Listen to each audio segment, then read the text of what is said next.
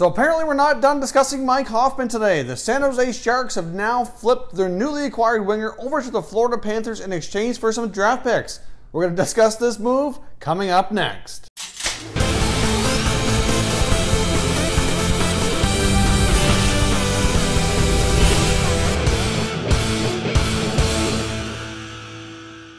Hey everyone, and welcome back to another video here at Top Shelf Hockey. If you're new to the channel, thanks for stopping by. We review and discuss all 31 NHL teams, so if you're a huge hockey fan, consider subscribing and clicking the bell so you don't miss anything. So as I mentioned off the top, for the second time today, in the last hour actually, Mike Hoffman has been traded yet again. He was not a member of the San Jose Sharks for very long. They've now flipped him back to the Eastern Conference to the Florida Panthers in exchange for 3 draft picks. The Sharks now acquire a 2019 second-round pick from the Florida Panthers. They also acquire a 4th round and a 5th round pick in this year's draft. One of them was the 4th round pick that belonged to the Vegas Golden Knights, and the 5th round pick belonged to the Florida Panthers themselves.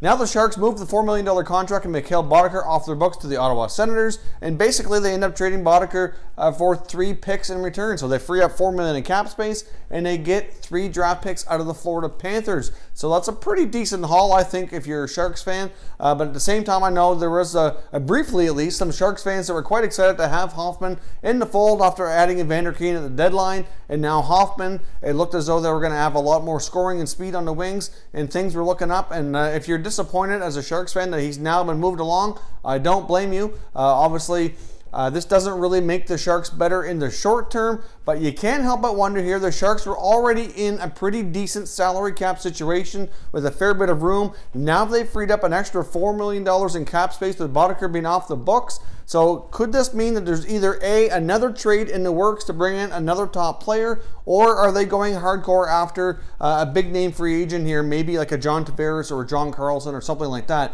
Obviously, it would make more sense for them to go after Tavares than Carlson, but this makes me wonder if they're making some cap space here to facilitate another move. So we'll see what happens here. So Florida, you got Mike Hoffman, you add a scoring, speedy winger to go along with your great depth at center. The Panthers are certainly a team that's going to be on the rise. You came really close to making the playoffs last year. This just might be the move to put you over the top, to add even more scoring and speed up front. So it should be interesting to watch the Panthers this year to see how much they'll improve by adding this move. And it's going to be interesting to watch the Sharks here in the short term as well, to see if they have some other moves up their sleeves and what exactly is Doug Wilson working on here. I can't help but wonder there's another move to come out of San Jose here, either in the form of a trade or a free agent signing on July the 1. Another thing to mention quickly is the Florida Panthers were one of the teams that were heavily rumored to be really interested in acquiring Max Pacioretty out of the Montreal Canadiens.